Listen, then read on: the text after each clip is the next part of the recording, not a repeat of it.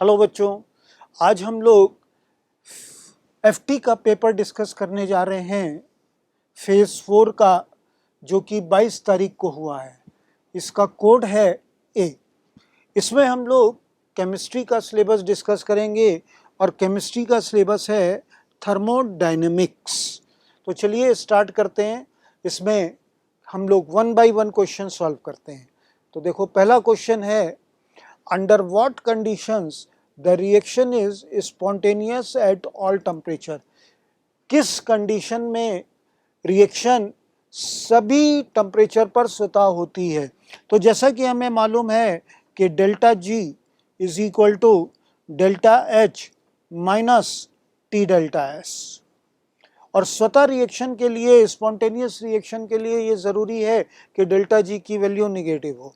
तो अगर delta H negative होगा और डेल्टा एस पॉजिटिव होगा तो डेल्टा जी की वैल्यू ऑलवेज निगेटिव रहेगी। तो अब यहाँ पर हमारा आंसर होगा delta H negative and delta S positive, that is third answer. अगले क्वेश्चन पे चलते हैं बच्चों। तो अगला क्वेश्चन है, which among the following property is an extensive property. विस्तीर्ण गुणधर्म है, और विस्तीर्ण गुणधर्म वो होता है, एक्सटेंसिव प्रॉपर्टी वो होती है जो मास पर डिपेंड करती है, और जितनी भी एनर्जीज हैं ये मास पे डिपेंड करती हैं। तो यहाँ पर हमारा आंसर है फोर्थ, एंट्रोपी, क्योंकि टेम्परेचर मास पे डिपेंड नहीं करता, प्रेशर मास पे डिपेंड नहीं करता, डेंसिटी भी मास पे डिपेंड नहीं करती। नेक्स्ट क्वेश्चन पे चलते हैं। देखो, तो नेक्स्ट क्वेश्चन है बच्चों, 1 mole of an ideal gas undergoes reversible isothermal expansion from volume 10 litre to 100 litre at 27 degree Celsius temperature. The work done in the process is. तो अब यहाँ पर हम बात करें तो आइसोथर्मल रिवर्सिबल प्रोसेस में वर्क डन होता है W is equal to minus 2.303 nRT log of V2 upon V1। अब यहाँ पर टेम्परेचर 27 है तो ये 300 केल्विन हो गया, V2 100 लीटर है, V1 10 लीटर है। वैल्यूज पुट करें, 1 मोल गैस है, वैल्यूज पुट करें तो ये हो गया माइनस 2.303 इंटू 1।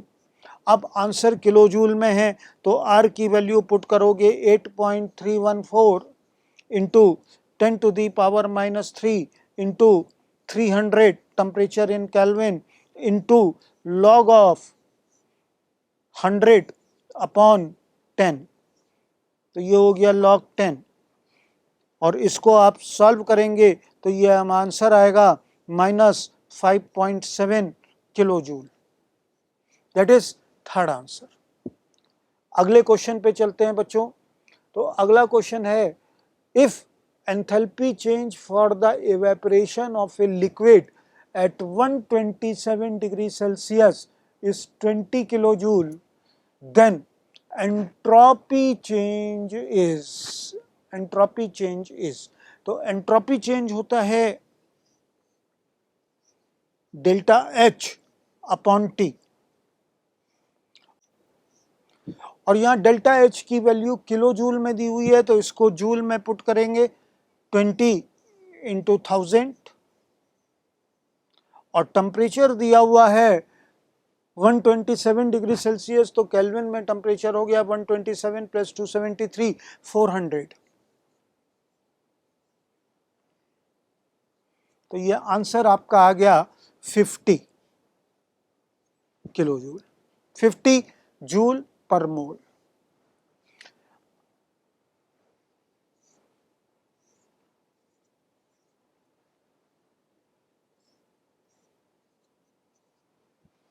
अगले क्वेश्चन पे चलते हैं बच्चों। विच of the following is not a state function. कौन सा स्टेट फंक्शन नहीं है, that is state of matter पे डिपेंड नहीं करता। तो यहाँ पर हमारा आंसर होगा heat. Heat state of matter पर डिपेंड नहीं करती है। अगला क्वेश्चन देखो बच्चों। अगला क्वेश्चन है, bomb calorimeter is use to calculate. अब बॉम्ब कैलोरीमीटर में क्या होता है, कांस्टेंट वॉल्यूम होता है, और कांस्टेंट वॉल्यूम अगर है तो चेंज इन एंथैल्पी को हम लोग रिप्रेजेंट करते हैं डेल्टा यू या डेल्टा ई से।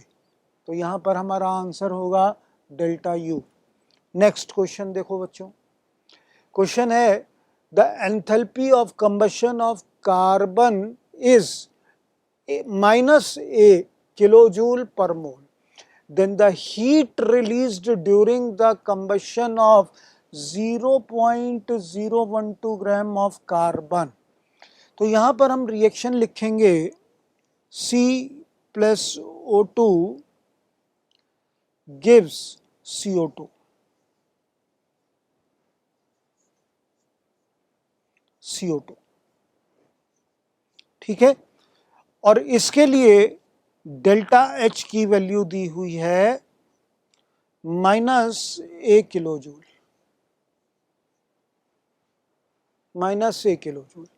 आपसे ये पूछा गया है कि 0.012 ग्राम कार्बन को बर्न करने पर कितनी हीट रिलीज होगी। तो यहां पर ये जो वैल्यू दी हुई है किलोजूल पर मोल है,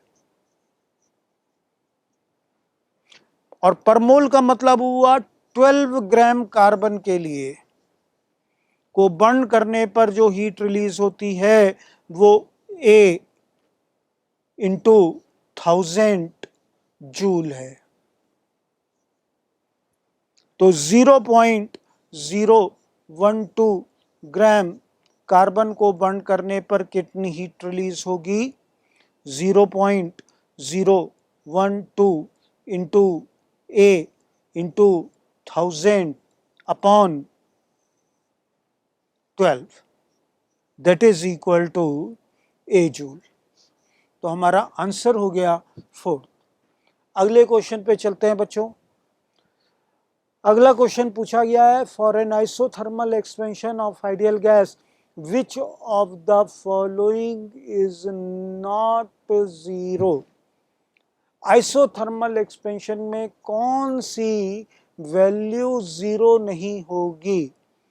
आइसोथर्मल में डेल्टा टी जीरो होता है, expansion of gas delta U zero होता है, डेल्टा एच जीरो होता है, डेल्टा एस जीरो नहीं होता, एंट्रोपी चेंज बढ़ता है। नेक्स्ट क्वेश्चन पे चलते हैं बच्चों। पूछा गया है standard enthalpy of formation is zero.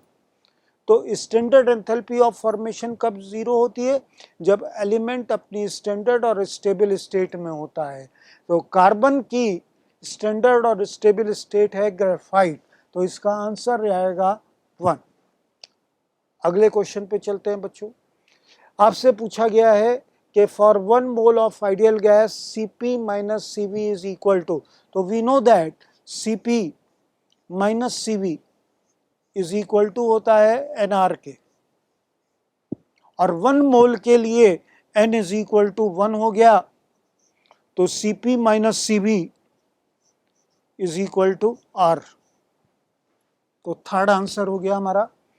अगले क्वेश्चन पे चलते हैं बच्चों। अगला क्वेश्चन पूछा गया है process occurring in an insulated container is known as. Insulator का मतलब हीट का ट्रांसफर ना हो, तो प्रोसेस क्या कहलाएगा, एडियाबैटिक। अगले क्वेश्चन पे चलते हैं बच्चों। अगले क्वेश्चन में पूछा गया है if a gas is expanded adiabatically then which is always true. कौन सा हमेशा सत्य होगा। तो क्या होता है एडियाबैटिक प्रोसेस में, क्यू हमेशा जीरो होता है, क्यू इज ऑलवेज जीरो। अगले क्वेश्चन पे चलते हैं बच्चों। अगला क्वेश्चन पूछा गया है both delta H and delta U are zero in which of the following process.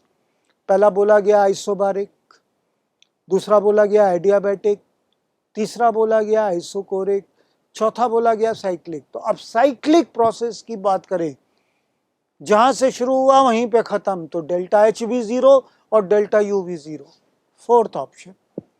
अगले क्वेश्चन पे चलते हैं बच्चों। अगला क्वेश्चन है the heat of neutralisation will be highest in. तो हीट ऑफ न्यूट्रलाइजेशन क्या होती है, when 1 gram equivalent of an acid is completely neutralized by 1 gram equivalent of base। और स्ट्रॉन्ग एसिड स्ट्रॉन्ग बेस के लिए ये वैल्यू फिक्स है, -13.7 kilo calories पर ग्राम इक्विवेलेंट या -57.1 किलो जूल पर ग्राम इक्विवेलेंट। अब अगर कोई वीक एसिड या वीक बेस इन्वॉल्व है तो ये वैल्यू कम होती है। तो सबसे ज़्यादा वैल्यू होती है स्ट्रॉन्ग एसिड स्ट्रॉन्ग बेस, और यहाँ पर स्ट्रॉन्ग एसिड स्ट्रॉन्ग बेस है KOH एंड HCl। तो our answer is 4th। Next question पे चलते हैं बच्चों। क्वेश्चन है for the following C diamond plus O2 gives CO2, delta H is equal to -94.3 kilo calorie. और ये C ग्रेफाइट है, ये करेक्शन है बच्चों, यहाँ पे होगा C graphite plus O2 gives CO2, delta H -97.6 kilo calorie per mole. तो heat required to change 1 gram of carbon diamond to carbon graphite.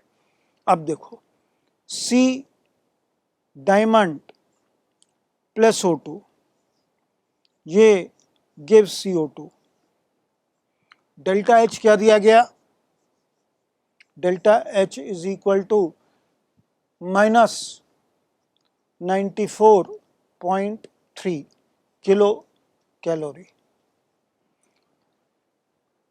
C graphite plus O2 gives CO2, delta H क्या दिया गया, -97.6 kilo calorie. और हमसे ये पूछा जा रहा है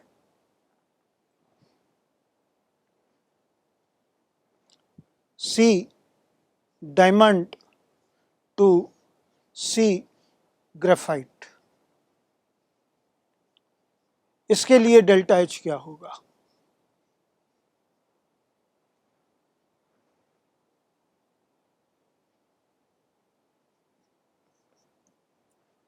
ये डेल्टा H1 मान लेते हैं, ये डेल्टा H2 मान लेते हैं।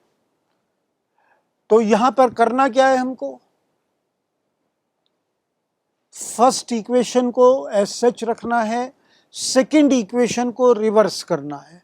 तो फाइनल रिएक्शन का डेल्टा H होगा, delta H is equal to delta H1 minus delta H2, that is equal to -94.3 minus -97.6, that is equal to 3.3 kilo calorie per mole.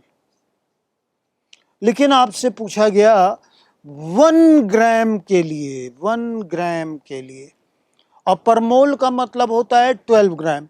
12 gram carbon को 12 ग्राम के लिए value हो रही है 3.3 किलो कैलोरी।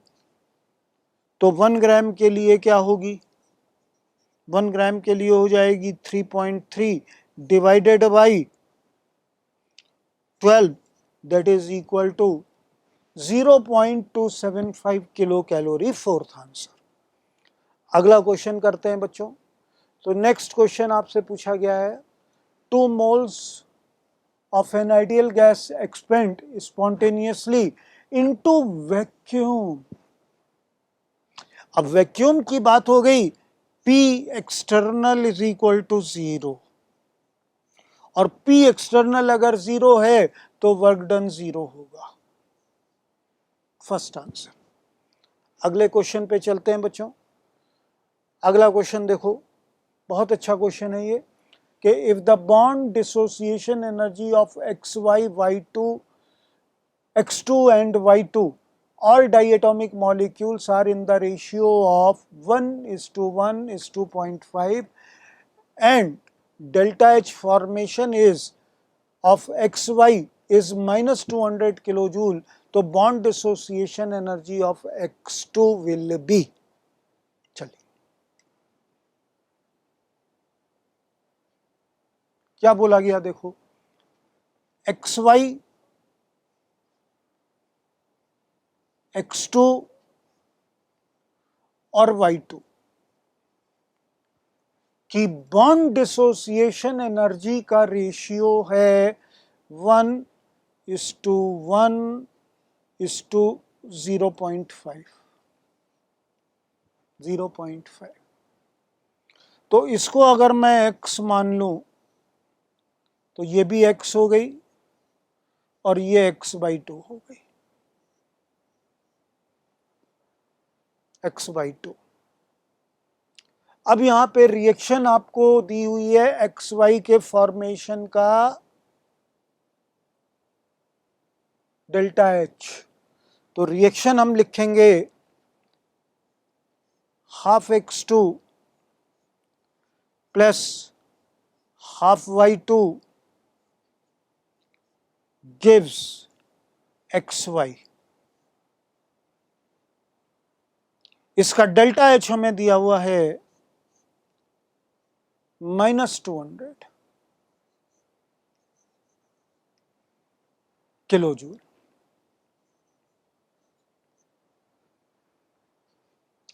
अब x2 की x है तो ये हो गई delta H, therefore delta H is equal to half into bond energy of x2 plus half into bond energy of y2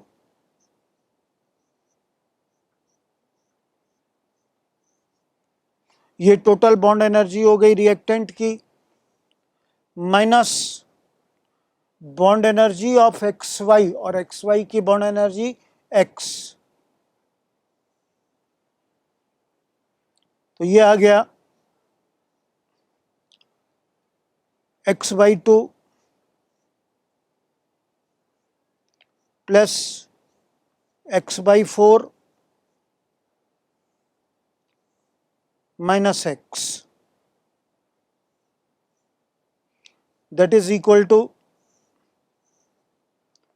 1/4 x, और ये वैल्यू है 200 x/4। तो x की वैल्यू आ गई 800, दैट इज थर्ड आंसर। अगले क्वेश्चन पे चलते हैं बच्चों। अगला क्वेश्चन है mean bond enthalpy of CH is 416, तो delta H atomisation of CH4।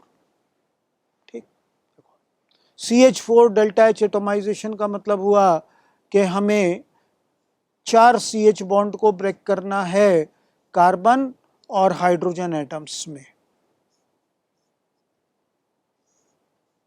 C+4H। अब एक CH बॉन्ड की एवरेज बॉन्ड एनर्जी दी हुई है कितनी, 416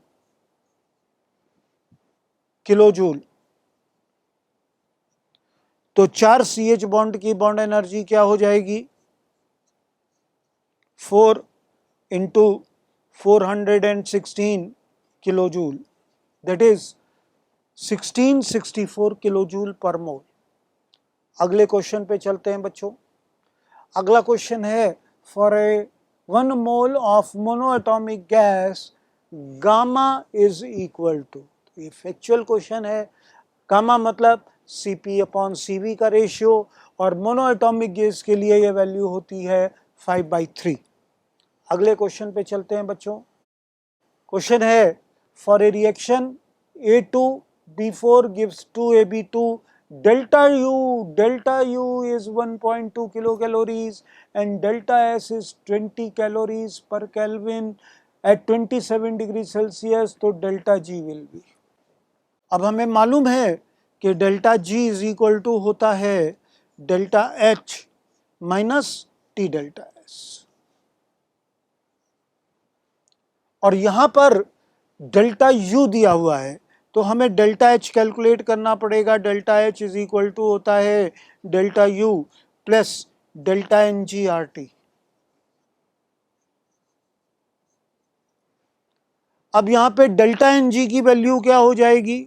delta n g is equal to, देखो गैसियस प्रोडक्ट के मोल हैं 2 और ये है सॉलिड, तो डेल्टा एन जी हो गया 2 माइनस 0 इज इक्वल टू 2। तो अब यहाँ पे delta H is equal to हो गया डेल्टा यू 1.2। अब क्योंकि ये वैल्यू किलो कैलोरी में है तो आर की वैल्यू हमें किलो कैलोरी में पुट होगी। Delta n g 2 into 10⁻³ into T. T 27 degree Celsius का मतलब हो गया 300 केल्विन। तो ये आ गया तुम्हारा 2.4 किलो कैलोरी। अब ये 2.4 किलो कैलोरी है तो डेल्टा जी की value, delta G is equal to delta H 2.4 minus T delta S, T की वैल्यू 300 और डेल्टा एस की वैल्यू भी अब हम लोग किलो कैलोरी में रखें क्योंकि आंसर सारे किलो कैलोरी में हैं।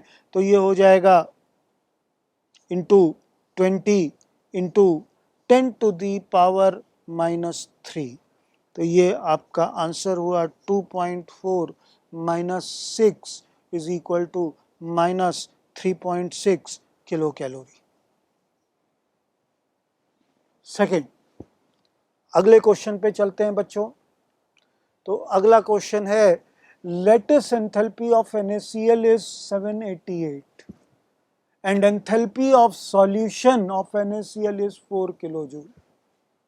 So as we know the delta H solution, और यहाँ पर आपसे पूछा गया है हाइड्रेशन एंथैल्पी, तो we know that delta H solution होता है delta H hydration plus lattice energy, delta H lattice. तो delta H hydration is equal to हो गया delta H hydration is equal to हो गया डेल्टा H सॉल्यूशन